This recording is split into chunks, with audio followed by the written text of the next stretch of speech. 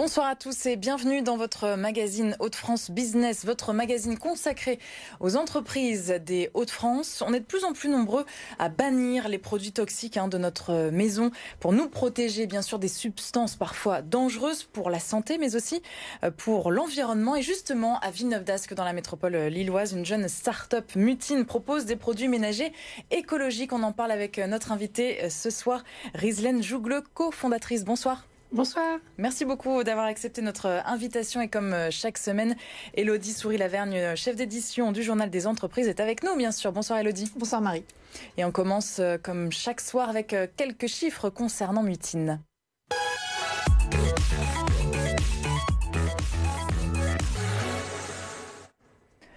C'est donc une jeune entreprise née en juillet dernier, en 2020, donc année particulière. On en parlera dans un instant. Mutine qui compte 2 associés fondateurs et 3 salariés.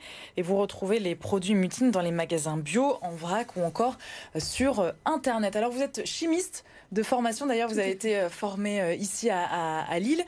Pourquoi avec votre mari, vous avez décidé de vous lancer dans ces produits écologiques pour la maison, pour le ménage ? Alors oui, effectivement, je suis chimiste de formation, native de la région et juste à côté d'ailleurs. Et on a décidé avec mon conjoint de créer Mutine afin de proposer une alternative aux produits conventionnels, aujourd'hui d'entretien, pour proposer des produits écologiques mais efficaces. Et pourquoi ce nom Mutine? Alors Mutine, Mutine en relation avec la mutinerie, puisque on a l'ambition, on espère pouvoir stopper le greenwashing et le marketing anxiogène avec Mutine. C'est quoi greenwashing? Vous pouvez nous rappeler un petit peu? Oui, bien sûr. Le greenwashing, en fait, c'est l'éco-blanchiment. C'est tous les messages marketing qui tendent à vous laisser croire qu'un produit est écologique alors qu'il ne l'est pas. Et malheureusement, aujourd'hui, ça prend énormément d'ampleur dans notre secteur. Proposez quel type de produits ménagers aujourd'hui exactement? Alors, on propose des produits pour couvrir le soin du linge, des lessives, des liquides vaisselle, tablettes lave-vaisselle, des sprays nettoyants, sprays désinfectants et quelques produits qui arriveront pour combler tous les besoins en fait des consommateurs pour nettoyer leur intérieur. Et c'est des produits qui sont conçus en France. Ils sont conçus où exactement? Alors conçus dans nos bureaux puisqu'on est propriétaire de nos formules avec Romain, et ils sont produits en France, en Hauts-de-France pour 7 des 9 produits qu'on a aujourd'hui à la gamme et 2 en région Rhône-Alpes. D'accord, donc une fabrication qui est vraiment tout à fait française. Et il existe déjà des produits un peu bio, écolo sur le marché. Qu'est-ce qui fait la différence avec les produits de Mutine? Alors, l'entièreté de la gamme de Mutine est éco-conçue via analyse de cycle de vie. Alors c'est un grand mot, mais ça veut juste dire en fait qu'on a pris soin de limiter tous les impacts environnementaux tout le long du cycle de vie d'un produit. Et ce qui les rend différents, c'est qu'ils ont une efficacité donc à basse température et notamment à froid pour la lessive et les liquides vaisselle pour permettre aux consommateurs qui l'utilisent de diminuer leur impact sur le réchauffement climatique. C'est quoi la composition alors pour qu'il y ait une efficacité justement à basse température? Qu'est-ce qui les rend Alors on a utilisé toutes les innovations qui existent dans la chimie du végétal et notamment les enzymes. Les enzymes, c'est extraordinaire, c'est des petites matières premières qui permettent en fait une efficacité dès 20 degrés. Ok, et vous les testez comment? Comment vous pouvez mesurer réellement l'efficacité de vos produits? Alors, effectivement, tous nos produits sont testés en laboratoire indépendant pour démontrer leur efficacité et on les teste selon des normes qui existent européennes dans ces laboratoires et qui vont juger en fait d'une tâche. Et on va prendre une mesure avant lavage, après lavage, on juge en fait l'efficacité du produit. Et quelle différence avec les produits qu'on conçoit nous-mêmes à la maison? Parce que ça se fait de plus en plus, le do-it-yourself, avec notamment les lessives. Quelle est la différence avec vos produits à vous? Alors avec nos produits, vous avez réellement un produit qui va vous limiter l'impact sur l'environnement et qui va avoir une efficacité qui sera similaire aux grandes marques qu'on trouve dans les grands magasins. Par rapport à ce que vous faites à la maison, beaucoup de personnes, beaucoup de citoyens aujourd'hui ont tendance à faire leur lessive à la maison parce qu'ils veulent contrôler ce qu'ils y mettent pour une question de santé ou pour limiter leur impact sur l'environnement.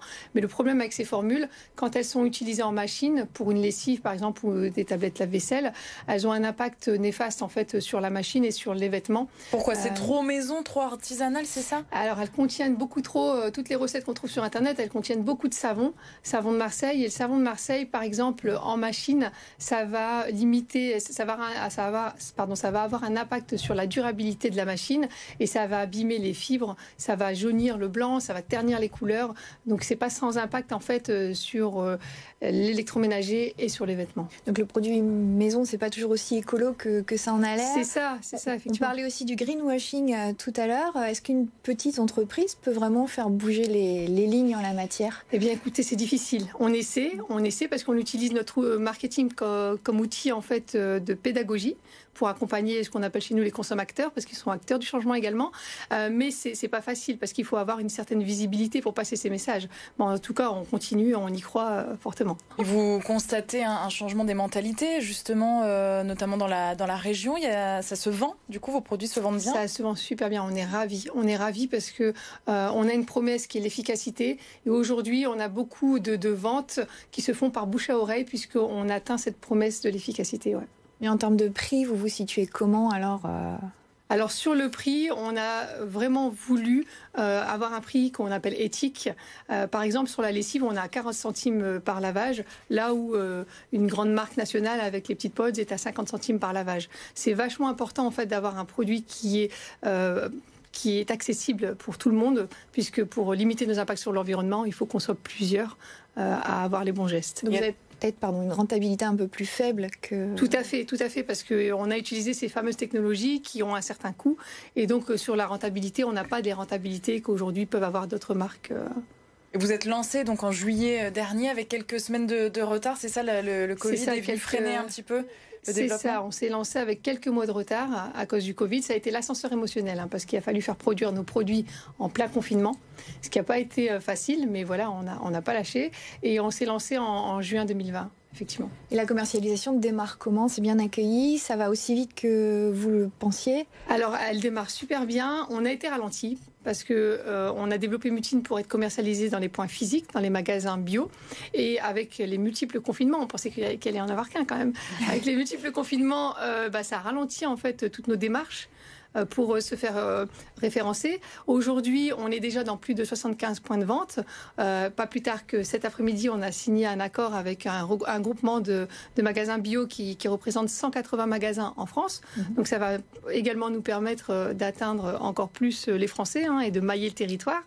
Mais oui, je vous mentirais si je vous disais que ça ne nous avait pas ralenti. Bon, en attendant, c'est super bien accueilli et on a un chiffre d'affaires qui est vraiment satisfaisant. Vous êtes en magasin bio, donc de vrac est vendu aussi sur votre site internet. Qu'est-ce qui fonctionne le mieux et vers quoi? Qu'est-ce que vous allez développer le plus à l'avenir? On a vraiment développé pour être vendu en magasin. Donc c'est vraiment ce qu'on veut développer. Pourquoi le magasin? Pourquoi c'est un plus d'être en physique? Parce que c'est encore là que se font le plus de ventes. Sur Internet, ça représente 8% avec des mastodontes de la vente en ligne que vous connaissez, que je ne vais pas citer. Et donc, c'est assez limité. Donc, aujourd'hui, on utilise notre site Internet pour faire du drive-to-store, pour envoyer les clients vers les magasins où on commercialise nos produits. Et vous n'êtes pas en grande surface et ça, c'est volontaire, en fait. C'est ça, on n'est pas en grande surface, c'est volontaire, puisque aujourd'hui, le marché est quand même occupé par des mastodontes qui représentent 60% du marché, avec des budgets marketing qui sont juste extraordinaire. On ne peut pas lutter contre eux en rayon, on ne sera pas visible. Les magasins bio, les magasins physiques, c'est aussi des magasins où on a des consommateurs qui s'intéressent un peu plus à ce qu'il y a derrière les marques et qui prennent le temps en fait de découvrir les marques et c'est pour ça que c'est vraiment ce place to be pour nous. Et on vous demande d'autres produits à développer là à court terme. Il y a des demandes particulières, nettoyant pour le sol. C'est ça. En effet, on nous demande gel WC, nettoyant pour le sol, des poudres détachantes. Donc c'est des choses sur lesquelles on travaille et qu'on espère sortir avant septembre. Et il y a des produits vers lesquels vous ne pourriez jamais aller, au contraire Oui, par exemple les lingettes. Ça tombe sous le sens, voilà. Les assouplissants, pareil. Tous les produits dont on ne peut pas justifier en fait la raison d'être et qui sont là juste pour créer de la sursegmentation, on les fera jamais. Et vos projets de développement de manière globale, donc vous êtes en France, vous pourriez aller à l'international aussi éventuellement? Oui, alors on va s'occuper de mailler la France et une fois qu'on aura maillé la France, on ira dans les territoires frontaliers. Et des perspectives d'embauche aussi ici à Villeneuve-d'Ascq ou pas, parce que vous êtes 5. Quels sont les métiers de ces 3 autres personnes du coup? Principalement dans la communication et la direction artistique. Et c'est vraiment des métiers où on souhaiterait embaucher à 3 ans. On a un plan d'embauche pour 5 personnes. Et un chiffre d'affaires prévisionnel peut-être? Sur 3 ans également, 1 million. Très bien, merci beaucoup Rislaine Jougleux d'avoir été à notre invitée ce soir dans notre magazine économique. Restez avec nous. Merci. On continue avec l'actualité du journal des entreprises.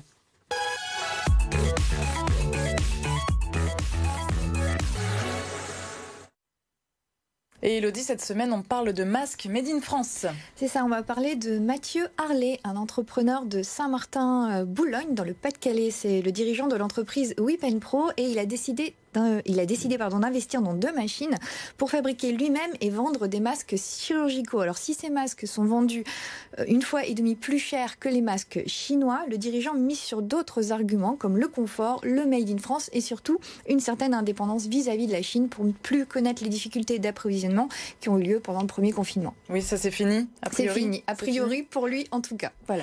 Merci beaucoup Elodie, on se retrouve la semaine prochaine pour un nouveau numéro donc de votre magazine économique. Et on se retrouve bien sûr demain, mercredi, avec votre magazine C'est votre emploi. C'est faut bien mettre les choses dans l'ordre. Demain, nous parlerons emploi avec le domaine du gaz naturel chez GRDF. Plus précisément, pour en parler avec nous, nous recevrons Émilie Viau, déléguée ressources humaines et communication GRDF du réseau Nord-Ouest.